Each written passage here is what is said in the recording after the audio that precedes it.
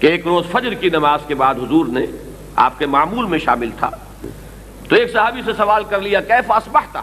آج صبح کیسے ہوئی، کس حال میں ہوئی؟ انہوں نے جواب دیا اصبحت مومنا حقا یا رسول اللہ۔ بڑا غیر معمولی سا جواب تھا کہ اے اللہ کے رسول، مجھے ایک خالص اور سچے مومن کی صبح نصیب ہوئی ہے۔ اس پر حضور نے سوال کیا لِكُلِّ شَيْءٍ صِفَةٌ فَمَا صِفَةُ إِيمَانِكَ، ہر شے کی کچھ علامات ہوتی ہیں، کچھ اوصاف ہوتے ہیں جس سے وہ پہچانی جاتی ہے، تو تم جو کہہ رہے ہو کہ مجھے ایک خالص اور سچے مومن کی صبح نصیب ہوئی ہے تو اس کی کیا کیفیت ہے، کیا صفت ہے؟ اب وہ عرض کرتے ہیں کأنی انظر الی الجنہ وکأنی انظر الی النار، تو حضور میری کیفیت تو یہ ہے کہ گویا کہ میں اپنی آنکھوں سے جنت کو دیکھ رہا ہوں اور گویا کہ میں اپنی آنکھوں سے جہنم کو دیکھ رہا ہوں۔ یہ یقین کی گہرائی، یہ اس کی گہرائی، یہ اس کی حرارت، یہ اس کی قوت،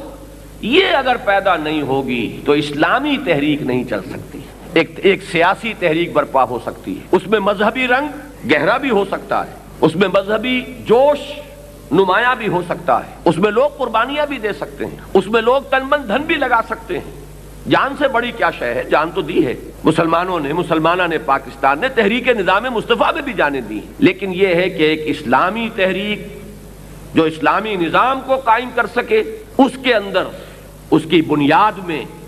اگر وہ ایمان نہ ہو، اس کی فکری اساس اتنی پختہ اور محکم اور مستحکم نہ ہو،